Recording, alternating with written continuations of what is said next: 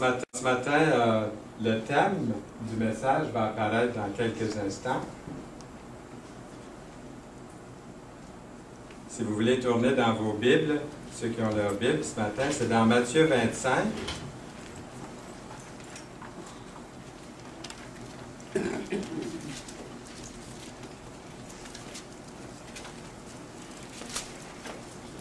Et ce sont les versets 1 à 13. La parabole des 10 vierges. Lorsqu'on apporte la parole de Dieu en public, là surtout, il est important de bien préparer dans la prière et dans l'étude de la parole. J'ai déjà entendu des fois, à certains endroits, on dit « Oh non, pas besoin de se préparer, confiez-vous au Saint-Esprit, puis il va vous remplir. » Moi, je crois que quand on est préparé dans la prière et dans la parole, le Saint-Esprit peut vraiment nous accompagner puis faire fructifier son message. Si on n'est pas préparé, bien, ça peut être dangereux. Il y a quelques années, il y a plusieurs années même, c'est moi qu'on voit en rouge là sur la plage, dans l'île du Prince-Édouard, dans mon jeune temps. J'allais prêcher sur les plages là-bas. Il y avait beaucoup de Québécois qui venaient prendre leurs vacances là.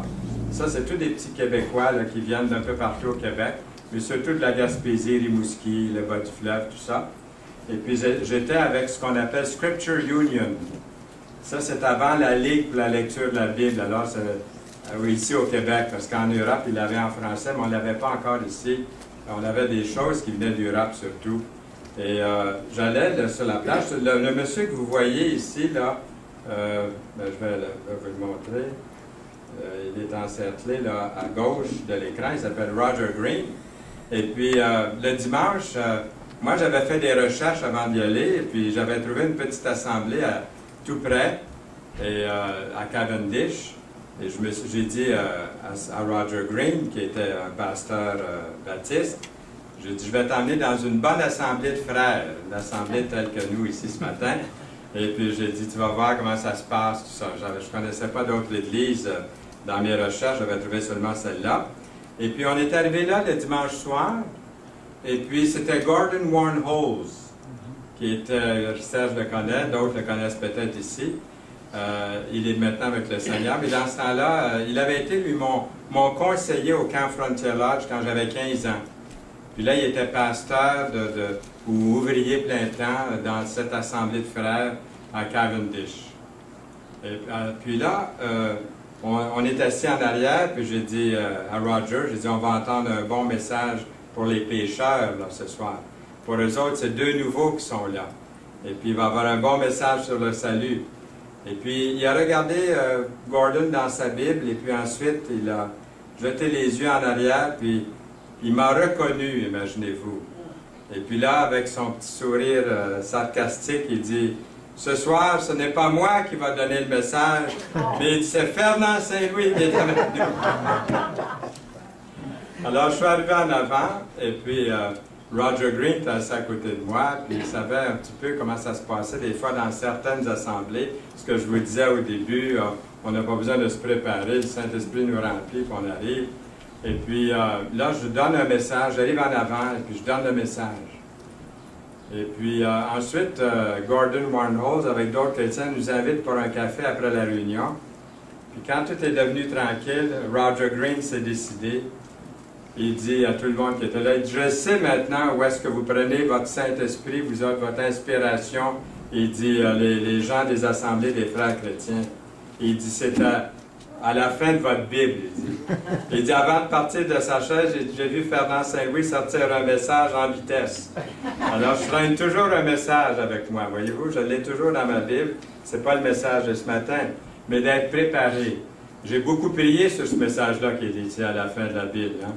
Et si jamais j'arrive sans message, il y a toujours un message dans ma Bible que je peux sortir. Et puis, il faut être préparé. À tous les jours, je dirais, même si on ne donne pas de message, il est important pour vous et pour chacun de nous ici d'être préparé dans la prière, à rendre témoignage, à vivre pour le Seigneur, là où le Seigneur nous envoie. Je connais une histoire d'un prédicateur comme ça qui disait, un bon dimanche est arrivé, puis il n'y avait pas ses notes. Il dit, mes chers frères et sœurs, il dit ce matin, il dit, j'ai pas mes notes. Il dit, je vais devoir me fier au Saint-Esprit, mais je ferai mieux la prochaine fois. Alors, il ne faut pas se faire prendre de cette façon-là. Malgré la préparation, il faut être ouvert à l'Esprit Saint. Malgré toutes les préparations au monde, il faut laisser le Seigneur agir lorsqu'on témoigne ou lorsqu'on apporte la parole. Et ce matin, j'aimerais vous poser la question, êtes-vous prêts pour le retour du Seigneur Jésus-Christ? Ah, qu'est-ce que c'est ça, le retour du Seigneur Jésus-Christ? Ça fait donc bien longtemps qu'on a entendu parler de ça. Est-ce que vous êtes prêts ou est-ce que vous l'attendez encore? Permettez-moi de vous poser cette question. Si Jésus revenait aujourd'hui, là, à l'heure même, seriez-vous prêts? Ou est-ce que sa venue vous prendrait au dépourvu? Y aurait-il des excuses telles que « Ouais, ben Seigneur, je ne savais pas que tu devais venir aujourd'hui, je ne t'attendais pas vraiment là aujourd'hui. La vie, là, Seigneur, a été tellement difficile pour moi ces derniers jours, là. Je manque de temps. Je manque de temps dans toutes sortes de choses. Je ne t'attendais pas. Je pensais avoir suffisamment de temps pour me préparer à ton retour, Seigneur, je regrette. J'aurais voulu avoir le temps de changer ma manière de vivre avant que tu arrives. Je ne m'attendais pas du tout à votre retour aujourd'hui, Seigneur. Lorsque j'avais 9 ans, j'ai probablement passé très très proche de me noyer. Mes parents, mon père, ma mère nous amenait le dimanche faire un pique-nique à cet endroit-ci, là. Ah ben, je vais vous le montrer comme ça, tiens. On allait pique-niquer sur la grève du Saint-Maurice à Trois-Rivières. Et c'est à l'époque où on transportait la pitoune, qu'on appelait, sur le Saint-Maurice. Je ne sais pas si vous avez déjà vu ça, c'est tout un spectacle. La rivière servait de transport pour le bois qui flottait de la Tuque, et puis même en haut de la Tuque, puis qui descendait jusqu'à Trois-Rivières. Mon père a travaillé là. Et puis il nous emmenait, là, le petit chemin qu'on voit ici, là, il nous emmenait par ici, là, et puis on pique-niquait là. Et pour lui, c'était peut-être une façon nostalgique de se retrouver là. Puis moi, pendant qu'il y avait deux tournées, on était 8 en tout chez nous, le père et la mère, j'ai pris le petit chemin qu'il y avait ici, là, puis je suis parti sur, on appelait ça des bombes. Les pitons étaient ici, là, ça c'est la rivière, la rivière est là aussi, mais c'est couvert de bois. Et puis c'est comme un petit trottoir ici. Puis à chaque place, c'est tenu par des chaînes. C'est comme deux gros madriers ensemble, c'est tenu par des chaînes. Et ici, c'est comme de la gélatine, puis là aussi. Je ne savais pas nager. Et là, je suis parti à marcher là-dessus, puis assez loin. Là, ma mère, quand elle m'a aperçu, parce qu'à chaque fois que je sautais d'un madrier à l'autre, je perdais pied. Si j'étais tombé entre les bois ou dans le Saint-Maurice, c'était fini pour moi, là. Et puis, elle est venue pour... j'ai entendu sa voix. Mais mon père l'a tout de suite arrêté. Puis lui, juste d'une voix, la voix que j'ai maintenant, il avait la même voix, il dit « Fernand, reviens! » Vous voyez la nuance? Et puis, sans hésiter, je suis tourné de bord, puis avec autant de peine et de misère, parce que j'étais rendu assez loin, je revenais, puis chaque fois, je risquais ma vie, là, jusqu'au temps où j'étais rendu sur le bord de l'eau. Ça, c'était à l'époque où, quand les enfants désobéissaient, ils en mangeaient tout. Pendant que je m'en venais, il disait, il avait dit aux autres,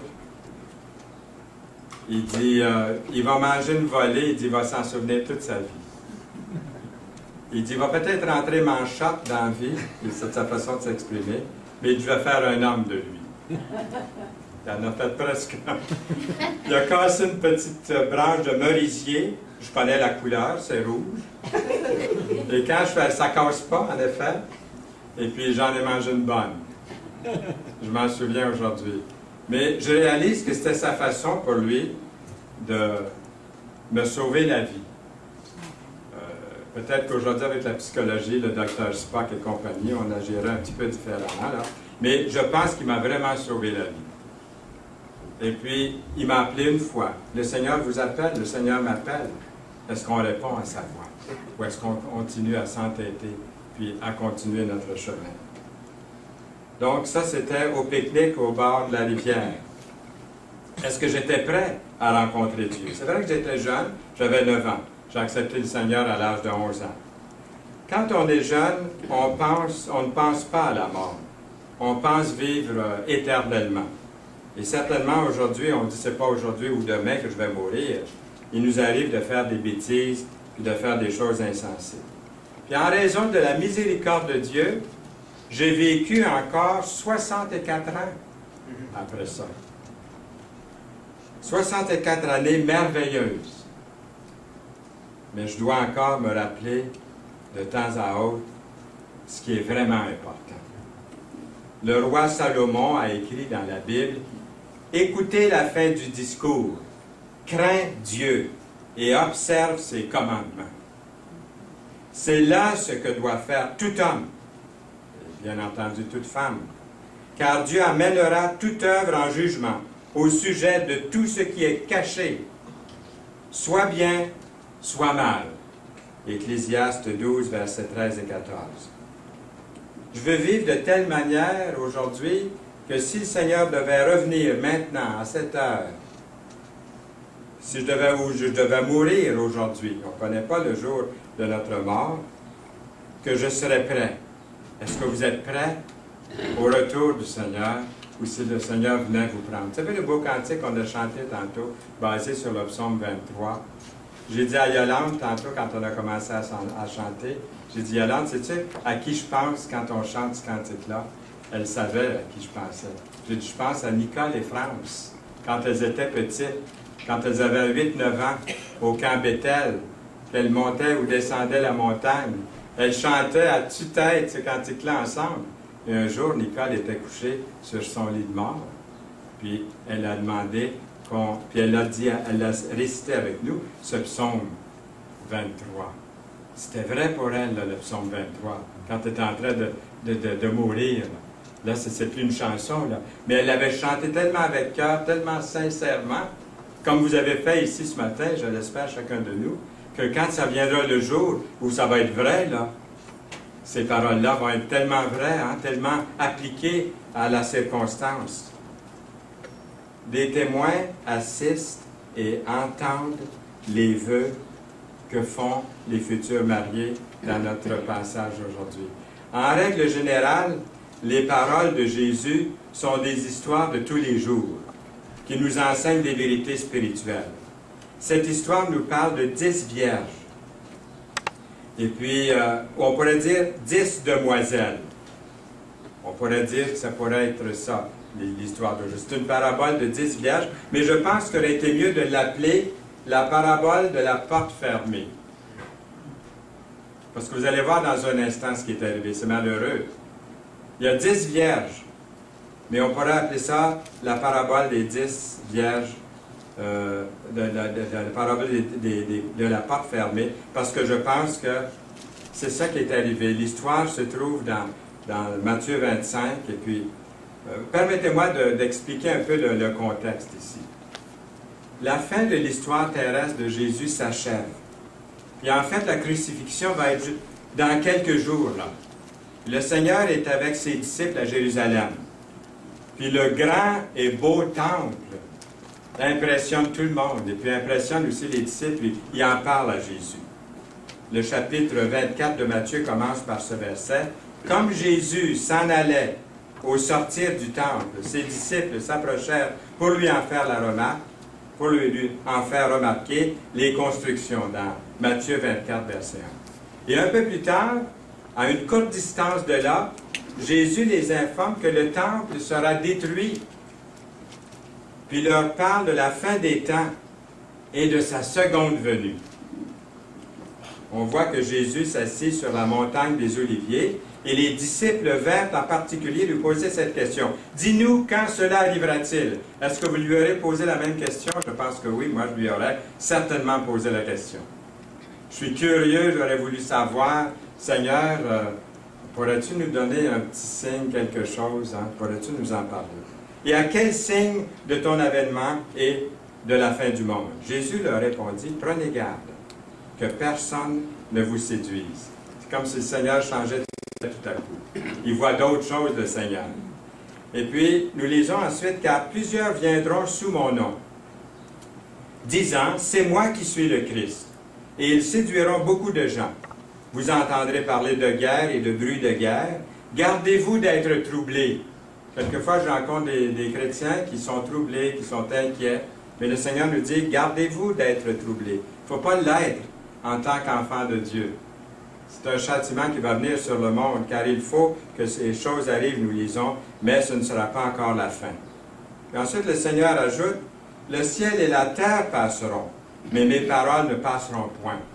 Pour ce qui est du jour et de l'heure, personne ne le sait, ni les anges des cieux, ni le Fils, mais le Père seul.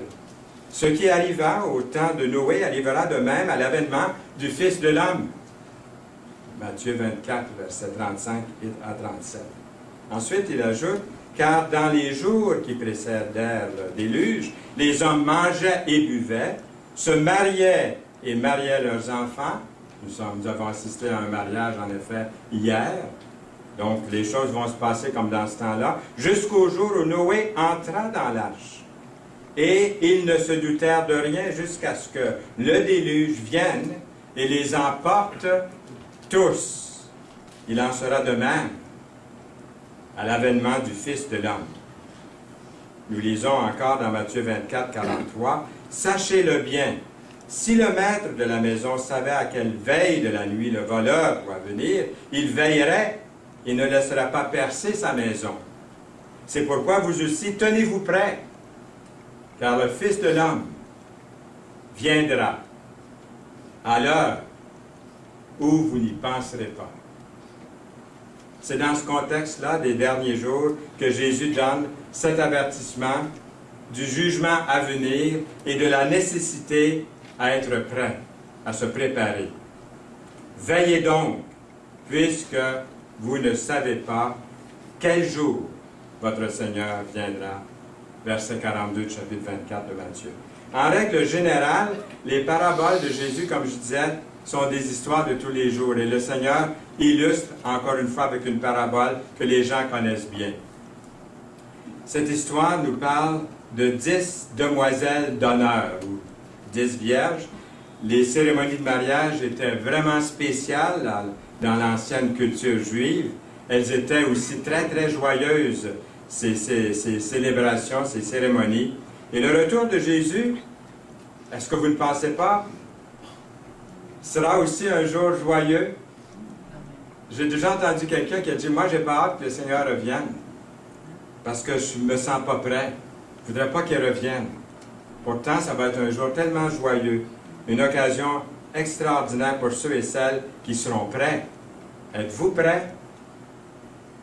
Il y a une couple d'étapes le conduisant à un mariage juif. Tout d'abord, il y avait la promesse, un engagement informel, qu'on pourrait appeler les fiançailles. C'est généralement effectué par les parents, à l'époque, dans la culture juive, ou par des professionnels qu'on pourrait appeler une sorte d'agence matrimoniale. C'est eux qui choisissaient. Hein? Imaginez-vous qu'on aurait choisi ma femme pour moi sans que j'ai un mot à dire. Hein? On ne vit pas à la même époque, mais c'était la façon de faire à ce temps-là. Et à ce stade-là, le couple peut être de simples enfants même, et n'aurait probablement jamais vu l'autre qu'on a choisi pour elle ou pour lui. Les parents ont décidé que leurs enfants se marieraient ensemble. Là, il y a une promesse qui est faite. Ensuite, il y a l'engagement formel, ou les fiançailles, lorsque le couple approche l'âge nubile, qui est l'âge de procréer. Puis à ce moment-là, il y a une fête. Il y a l'occasion de cette cérémonie, de cette fête, semblable à la cérémonie de mariage, ça ressemble beaucoup. Il y a des témoins qui assistent, puis qui entendent les vœux, puis des futurs mariés. Puis le fiancé donne à sa fiancée des cadeaux, puis négocie le paiement d'une dot. avec le père de la fille pour avoir le privilège de marier sa fille. Vous dites, c'est compliqué, c'est moins compliqué aujourd'hui, mais quand je célèbre des mariages, il y a pas mal de formules à remplir, pas mal de préparations aussi. Mais dans ce temps-là, ça se faisait comme ça. Et cet engagement formel est absolument obligatoire. Ne peut pas être brisé par le divorce. Une fois qu'ils sont fiancés de cette façon qu'on vient d'expliquer, ils ne peuvent pas briser ça. C'est vraiment solide. Enfin, environ 1 an plus tard, vous voyez, après ça, c'est 1 an plus tard, il y a la célébration officielle de mariage, qui est évidemment un moment de très grande joie. Et puis, il n'y a pas de relation sexuelle là, pendant cette année-là. C'est des fiançailles. C'est pas comme aujourd'hui dans notre monde où tout est débridé, là. L'époux arrivait avec ses amis à la maison de la mariée, 1 an plus tard, où la cérémonie de mariage était célébrée. Puis à la suite de la célébration de mariage, toute la fête se dirigeait vers la maison du marié pour la réception ou le banquet avec des chants, de la danse, du vin, de la nourriture. Toute une réception. On pourrait dire aussi toute une procession. Une procession du lieu de mariage jusqu'à la réception avait lieu tard le soir. Donc, dans l'obscurité, c'est là qu'on arrive à notre contexte, dans l'obscurité, et par conséquent, il était nécessaire d'être préparé avec quoi? Avec une lampe, avec des lampes à l'huile, pour éclairer le chemin, parce qu'il faisait noir. Nous lisons, 5 d'entre elles étaient folles, et 5 sages. Les folles, en prenant leur lampe, ils ne vont pas avec le de la cuillère, des fois, hein, dans les expressions. Les folles puis les sages, hein, c'est comme ça que c'est dit.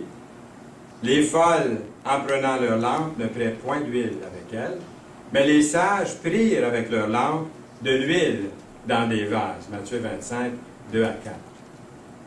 La mariée, normalement, choisissait ou choisirait plusieurs jeunes filles, jeunes vierges adolescentes, parmi ses amies, pour servir de demoiselles d'honneur. C'est certain que d'avoir été choisies était tout un hommage, tout un honneur. Elles attendaient devant la maison de la mariée pour la venue de l'époux. Il n'était pas rare que l'époux était en retard. Aujourd'hui, dans nos mariages, c'est souvent l'épouse hein, qui se fait désirer, qui n'arrive pas. J'ai déjà vu 45 minutes en retard. Je célébrais un mariage, l'épouse n'était pas arrivé. 45 minutes en retard.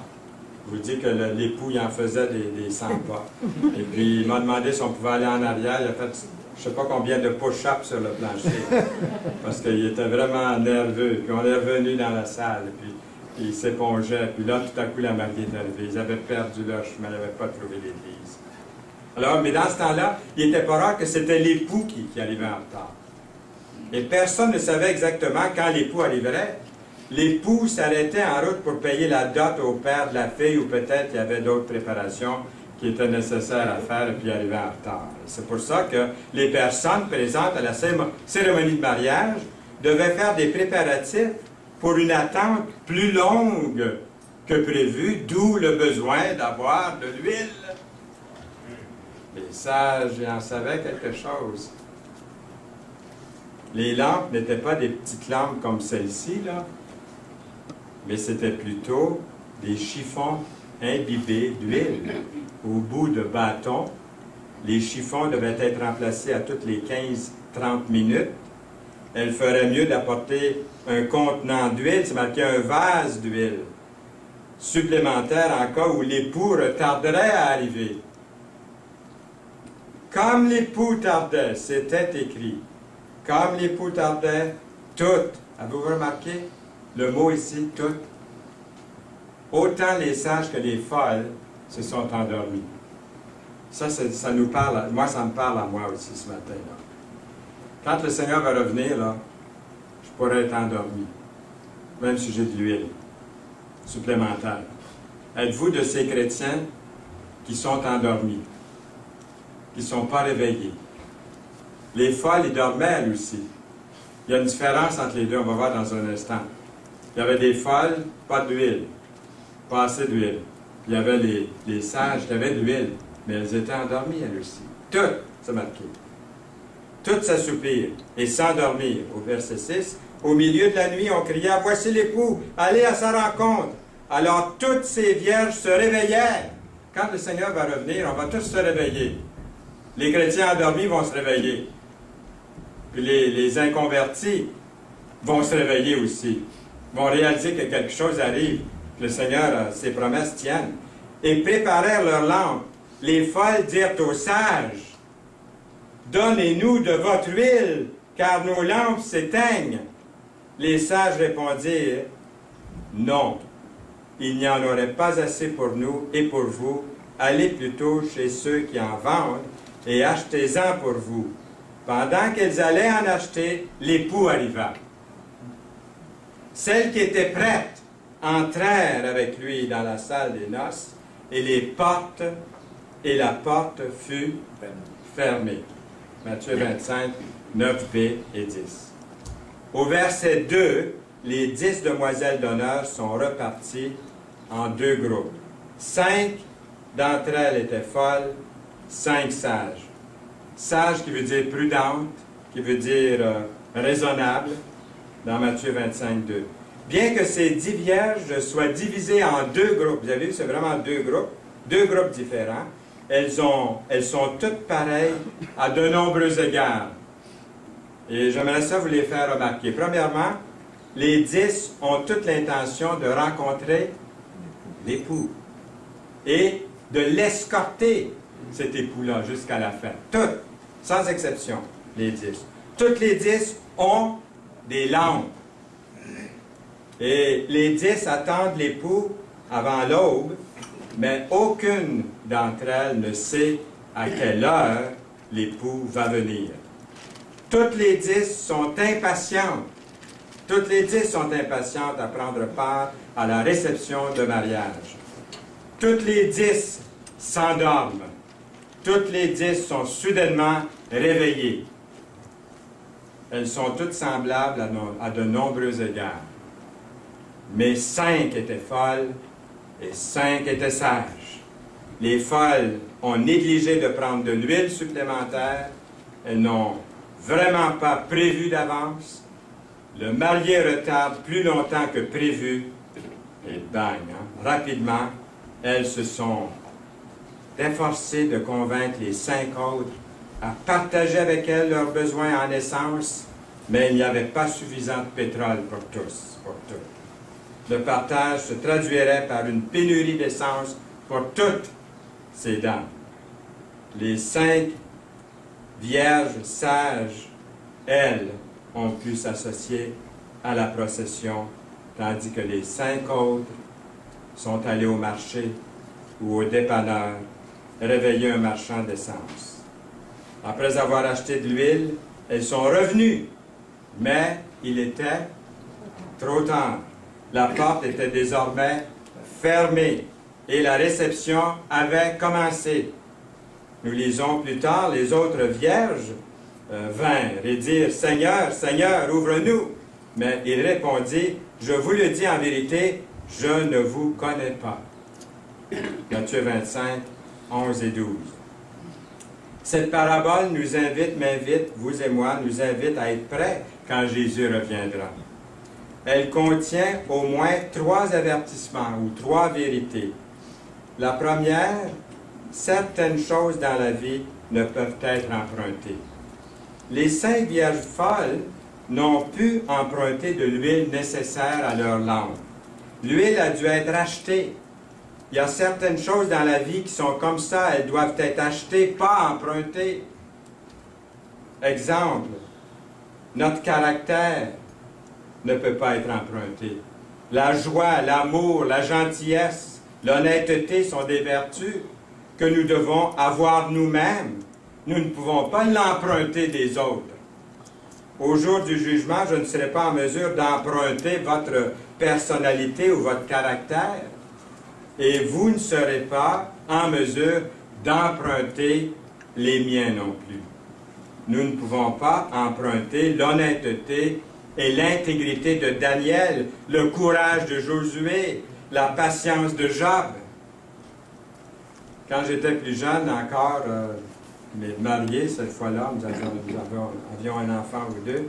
On était au camp Frontier Lodge où j'allais aider. J'étais secrétaire du camp. Mais avant le camp, on allait un peu plus de bonheur, puis il y avait des travaux à faire. Est-ce qu'il y en a qui connaissent Roy Buttery ici? Je ne connais pas un meilleur menuisier que Roy. Puis il est sévère. C'est un gars qui est vraiment perfectionniste. Puis avant, il ne connaissait pas mes talents de menuisier, là, lui. Il m'a dit, Fernand, je voudrais que tu construises une plateforme. Il m'a dit comment faire tout ça. Mais moi, je n'ai jamais fait ça. J'ai toujours travaillé dans un bureau. Chez nous, on m'appelle l'intellectuel. Donc, mes frères sont tous manuels, mais moi, je ne l'ai pas, ça. J'ai l'ordinateur, puis j'ai des choses comme ça. J'ai d'autres choses. Mais dans ça, je ne l'ai pas. Je retiens de ma tante qui était religieuse supérieure d'un couvent, là, à Québec, peut-être. Je ne sais pas, en tout cas. Mais je ne sais pas, ma mère disait, je ne sais pas ce qu'on l'a pris, celui-là.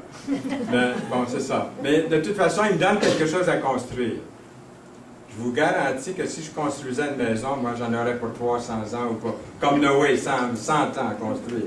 Quand j'ai eu fini, Roy est venu voir ça. Il dit, ouais, je ne te mettrai pas dans la finition, toi. Il dit, dans l'horreur, c'est correct, mais pas dans la finition. Voyez-vous, c'est pas mon métier. C'est pas mon métier de faire ça. Il y a certaines choses dans la vie qui ne peuvent pas être empruntées. Vous ne l'avez pas. Il y a d'autres choses que vous l'avez. Il y a des choses qu'il faut vraiment apprendre ou acheter. Il y a certaines choses de la vie qui sont comme ça. Une autre chose, la foi est une de ces choses.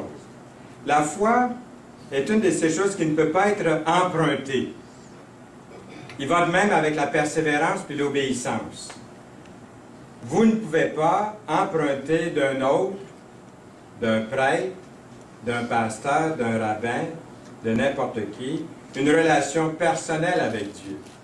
Vous devez posséder vous-même une relation personnelle avec Dieu.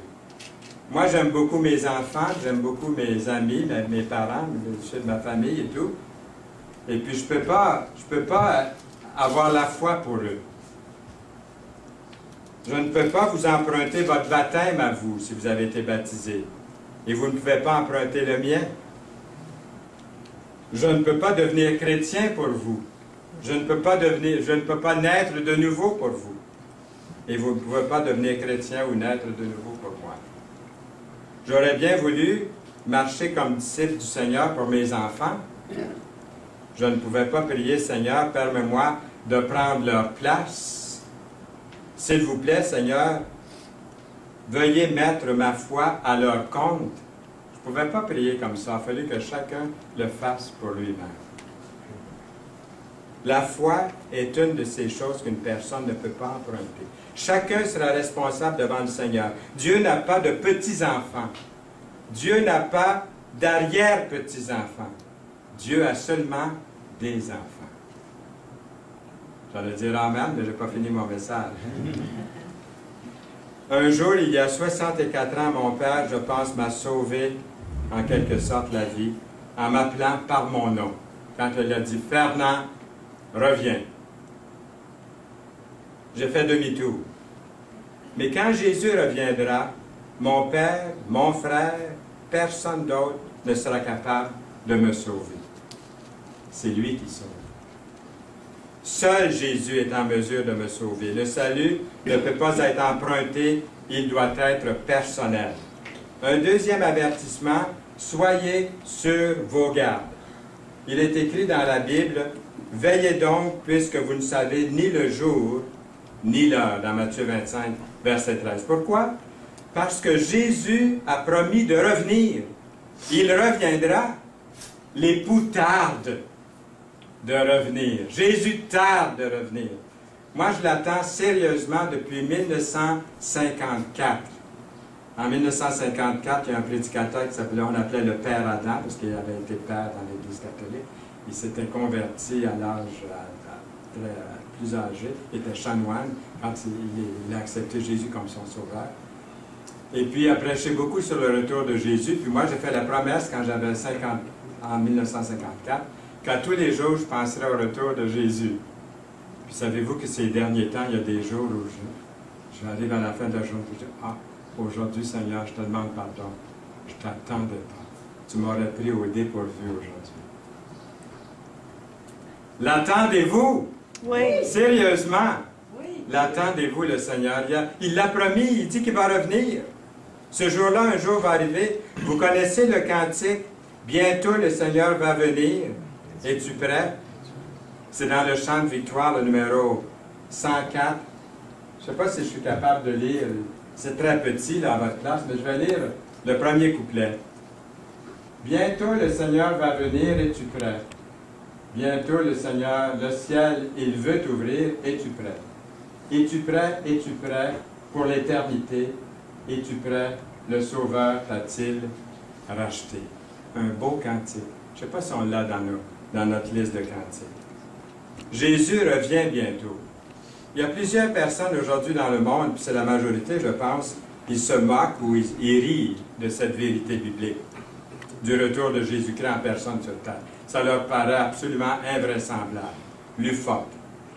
Il n'est pas davantage, ils pensent qu'il n'est pas revenu depuis 2000 ans, tout le monde l'a attendu depuis 2000 ans, toutes les générations de chrétiens depuis 2000 ans l'attendent, il n'est pas revenu. Les premiers chrétiens ont été trompés, se disent-ils. Et puis les chrétiens sont trop naïfs ils pensent que le Seigneur va revenir. Ça, c'est la pensée du monde. La parabole de Jésus nous assure que l'époux est à venir. On a cette parabole. L'ensemble du contexte des chapitres 24 et 25 de Matthieu nous affirme qu'il y aura un jour déjà marqué sur le calendrier de Dieu pour le retour de Jésus-Christ. Puis on doit être pas mal plus proche qu'on était il y a 2000 ans. Là. Le verset 5 de Matthieu 25 dit « L'époux tardait. Les filles d'honneur ne savaient pas à quelle heure l'époux viendrait. Mais la Bible nous répète plusieurs fois que le Seigneur va revenir. Il y a des promesses de son avènement. Tous ceux et celles qui l'attendent avec anticipation, qui sont prêts, participeront à une extraordinaire célébration de joie, mais ceux et celles qui seront pris au dépourvu se retrouveront devant une porte fermée. Mais quand va-t-il revenir? Ça, c'est la question. Quand est-ce qu'il va revenir? Nous aimerions tous le savoir. À quel moment Jésus va revenir? Personne n'aime être dans le noir. C'est probablement pour ça que nous avons aujourd'hui plusieurs personnes qui prédisent l'heure et le jour de son retour. Si vous voulez en voir, allez sur Internet. Il y a plein de monde qui vont vous dire quand est-ce qu'il va revenir, à quelle heure, à quel jour. Il y en a qui l'attendent encore, là. Puis ont prophétisé il y a longtemps. Nombreux sont ceux qui ont tenté de décerner cette date-là. Nous avons des choses comme la victoire finale. Vous vous rappelez l'année 2000? Les gens se faisaient peur, ils disaient les ordinateurs vont détraquer tout. Moi, je disais aux gens, parce que je connaissais un peu les ordinateurs, je disais, il ne va rien arriver. Écoutez, changez votre calendrier, c'est tout ce qui va arriver. Là. Mais il y a bien des gens qui se faisaient des peurs. On est rendu en 2010 bientôt. Et puis, il y en a qui faisaient des peurs comme ça. Il y a eu toutes sortes de choses qui sont sorties. Vous avez vu tantôt, 88 raisons pour lesquelles l'enlèvement sera en 1988. Il y a eu 1 million d'exemplaires de distribués. Il n'est pas revenu, hein? À Tucson, Arizona, une ville que j'ai visitée il y a quelques années, j'ai prêché là aussi. Il y a un pasteur qui a amené ses disciples dans sa maison, pour attendre l'enlèvement qui devait se produire le 28 juin 1981. Il est toujours en attente. Vous avez vu son portrait tantôt, là? Vous avez vu sa photo, je pense. Tiens, il est là, dans son salon. La grande photo. Il l'attend encore. Il est toujours en attente. Les apôtres réunis lui demandèrent, Seigneur, est-ce en ce temps que tu rétabliras le royaume d'Israël? Il leur répondit, ce n'est pas à vous de connaître les temps ou les moments que le Père a fixés de sa propre autorité.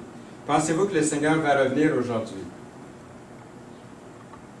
Est-ce qu'il y en a qui pensent que le Seigneur va revenir aujourd'hui? Levez la main. Peut-être. Il n'y a pas personne. Je n'ai pas regardé, je pose la question. Là. Je ne dis pas, pensez-vous que le Seigneur pourrait? Tout le monde va lever la main peut-être. Mais je vous demande, pensez-vous que le Seigneur va venir aujourd'hui même? Il n'y a pas personne qui lève la main. Là. Il semble bien que le Seigneur Jésus-Christ pourrait revenir aujourd'hui, puisqu'on ne l'attend pas. On ne l'attend pas vraiment. Là. Si on va être honnête avec nous. Il ne viendra pas aujourd'hui. On ne pense pas qu'il va venir aujourd'hui. Donc, quand il va venir, je pense qu'on va tous être coupables de ne pas vraiment l'avoir attendu. Il va nous prendre par surprise. Mais il faut être prêt à l'attendre. C'est pourquoi vous aussi, tenez-vous prêts, nous lisons. Car le Fils de l'homme viendra à l'heure où vous n'y penserez pas. Nous sommes avertis d'être sur le qui-vive, d'être prêts en tout temps, à l'heure où vous n'y penserez pas. Ça, c'est le mont Rainier, dans l'État de Washington, aux États-Unis. Il est majestueux, pittoresque, serein, il est très beau. La montagne se trouve environ 100 km au sud-est de Seattle. Mais les experts mettent en garde qu'un jour, ce dangereux volcan, le plus dangereux volcan des États-Unis, sera en éruption. Il pourrait soudainement faire éruption et des dizaines de milliers de vies seraient perdues. Ils ont peur surtout d'une avalanche de boue et de neige fondue. Et Seattle, que j'ai visité aussi il y a quelques années, est à la portée de la dévastation par la cendre volcanique et la boue. Et on dit que c'est ce qui pourrait arriver là, de Seattle. Les autorités ont pris des mesures pour mettre en garde les petites villes qui sont autour dans la trajectoire de cette avalanche. Il y a des voies d'évacuation qui ont été prévues, des sirènes ont été installées, des exercices d'urgence sont régulièrement effectués dans les écoles. Les habitants sont avertis que lorsque les sirènes se feront entendre, ils doivent rapidement se diriger vers un territoire plus élevé, à proximité de la montagne elle-même. Il n'y a pas beaucoup d'espoir malgré les avertissements. À peu près seulement 1 heure de mise en garde pour ceux qui vivent plus loin de la montagne. Donc ça c'est quelque chose qui est prédit, qui est sûr. Ils sont déjà prêts pour ça. C'est pour ça ce matin, je le répète, nous sommes avertis d'être sur le qui-vive et d'être prêts en tout temps, car il revient à l'heure où vous n'y penserez pas. Êtes-vous d'accord? C'est vrai, hein? C'est vrai. Ce sera de même avec le retour du Seigneur. Il y a un troisième avertissement au verset 10. La porte fut fermée. C'est effrayant. C'est effrayant. Ça pourrait se traduire dans l'original, la porte fut fermée et restera fermée à jamais. Pensez-y. C'est vraiment l'implication de l'histoire. La conséquence est la suivante. Une fois que la porte est fermée, elle ne sera plus jamais réouverte. D'où l'urgence et l'importance de se préparer. Malheureusement, certains chrétiens deviennent sans entrain dans leur discipline. Au début, quand ils ont cru à l'Évangile, ils étaient très heureux de le faire savoir à tout le monde. Ils ont commencé à lire leur Bible à tous les jours, puis même ils assistaient à toutes les réunions. Leur mode de vie a commencé à changer. Ils se sont fait de nouveaux chrétiens, des nouveaux amis chrétiens. Mais le temps passé, le Seigneur tarde à venir. Même il y a des églises qui disent on ne prêche plus sur le retour de Jésus-Christ parce que ça décourage les chrétiens de l'attendre. Donc on ne prêche pas le retour de Jésus-Christ. Il pourrait venir dans 1000 ans. On veut que les chrétiens restent alertes. Donc s'il ne vient pas, ils vont se décourager. Vous voyez? On donne ça comme excuse. Pourtant, je pense que c'est 1/4 de la Bible qui est prophétique ou 1/3 de la Bible. Le pourcentage est très élevé. Alors certains commencent à perdre de l'intérêt et même sont retournés à leurs anciennes modes de vie. Ils se sont endormis. Ce sont des chrétiens nés de nouveau qui peuvent être endormis. Et seuls ceux et celles qui sont préparés à sa venue vont aller au banquet céleste. Être prêt pour sa venue, ça veut dire être né de nouveau. Ça veut dire avoir reçu son Sauveur, le Seigneur Jésus-Christ, comme Sauveur personnel. Ça veut dire avoir de l'huile supplémentaire. Même si ces chrétiens-là se sont endormis, ils ont de l'huile supplémentaire. Ils ont accepté le Seigneur comme Sauveur. Ils ne perdent pas leur salut. Vous comprenez ici? Mais ça ne les empêche pas de dormir, par exemple. D'avoir honte quand le Seigneur revient, de ne pas être prêt. Est-ce qu'on saisit cette vérité-là ce matin? J'essaie de la saisir du mieux possible, moi aussi. D'avoir l'Esprit de Dieu en nous, c'est ça d'avoir suffisamment de l'huile dans notre lampe. Est-ce que vous avez la certitude de votre salut? C'est possible que quelqu'un n'a pas cette certitude. Vous êtes comparé aux vierges folles qui ont une lampe, hein, qui ont de l'huile, qui ont toutes sortes de choses religieuses ou pieuses, mais qui n'ont pas suffisamment, qui n'ont pas l'Esprit de Dieu en eux, qui ne sont pas nés de nouveau. C'est possible. Qui vont même à l'Église. Malheureusement, un très grand nombre qui auront goûté au don du Saint-Esprit, nous lisons dans la parole, eux aussi se seront endormis. Et malheur au réveil pour eux de se retrouver sans huile pour accueillir le Seigneur. Être sur le qui-vive, la porte sera fermée et beaucoup seront laissés pour compte. Que dira-t-il s'il devait revenir aujourd'hui et trouver mes mains remplies de projets d'avenir en soi justes, mais dans lesquels mon Sauveur n'a aucune part?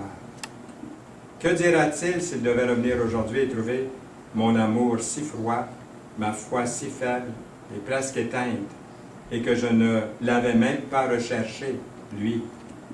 Que dira-t-il s'il devait revenir aujourd'hui et que je n'avais rien dit à personne concernant mon ami céleste qui m'a tant béni? Que dira-t-il s'il devait revenir aujourd'hui? Serais-je heureux, très heureux, me rappelant qu'il est mort pour tous et que de ma bouche personne n'a entendu son appel? Que dira-t-il? Un auteur inconnu a écrit ces paroles. En conclusion, au début de 1900, Sir Ernest Shackleton a conduit un certain nombre d'expéditions en Antarctique pour tenter d'atteindre le pôle Sud. Il a placé cette annonce dans le Times de Londres en 1901. Homme demandé pour faire un voyage rigoureux, petit salaire, froid constant, de longs mois dans l'obscurité, danger incessant, retour en toute sécurité douteux, honneur et reconnaissance en cas de succès. Est-ce que vous auriez répondu à l'appel? À une autre de ces expéditions, excusez, j'ai été un petit peu trop vite ici, là. J'espère que je vous ai tout montré ça comme il faut. À l'une de ces expéditions, en 1914, son navire, qui s'appelle Endurance, a été pris dans un banc de glace. Et pendant 10 mois, finalement, la glace s'est brisée tout autour du navire et les hommes ont dérivé dans les glaces pour une autre période de 5 mois, jusqu'à ce qu'ils arrivent à une petite île. Lui et 4 de ses hommes se sont ensuite embarqués dans l'un des canots de sauvetage afin de revenir à la civilisation pour obtenir un bateau de sauvetage plus grand pour l'ensemble de ces hommes. Ils ont navigué 800 milles, des milles, pour obtenir de l'aide et le reste du voyage à pied sur un glacier de montagne. Enfin, Shackleton a obtenu un bateau plus grand, a procédé à 3 tentatives de sauvetage de ces hommes et chaque tentative terminant par un échec. Enfin, à sa 4e tentative, il a trouvé un étroit canal à travers la glace. Il était ravi de retrouver ces hommes, non seulement bien vivants, mais également tous disposés à monter à bord du navire. Bientôt, ils étaient sur le chemin de retour vers l'Angleterre. Sir Ernest a demandé à ses hommes comment ils avaient tous tenu le coup. Ça tenait du miracle. Comment vous avez pu tenir aussi longtemps? Ces hommes lui ont dit que chaque matin, leur chef d'équipe leur a dit « Roulez vos sacs de couchage. Préparez-vous, les gars. Le patron pourrait arriver aujourd'hui. » C'est comme ça que nous devons entendre le Seigneur. Le Seigneur pourrait revenir aujourd'hui. Est-ce que je l'attends vraiment? Est-ce que je suis prêt? Roulez vos sacs de couchage. Rappelez-vous, préparez-vous, les gars, les filles. Préparez-vous. Le patron pourrait revenir aujourd'hui. Je vous ai préparé une prière au cas où vous aimeriez faire cette prière ce matin, sincèrement.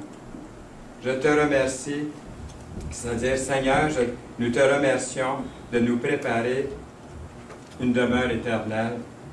Nous savons que ce sera un endroit merveilleux, plein de beauté, de bonheur, de joie. Il n'y aura plus de douleur, ni péché, ni deuil. Je te remercie d'avoir envoyé Jésus pour être mon sauveur. Merci, Seigneur, que Jésus a expié tous mes péchés en mourant sur la croix. Merci pour la promesse de ton retour.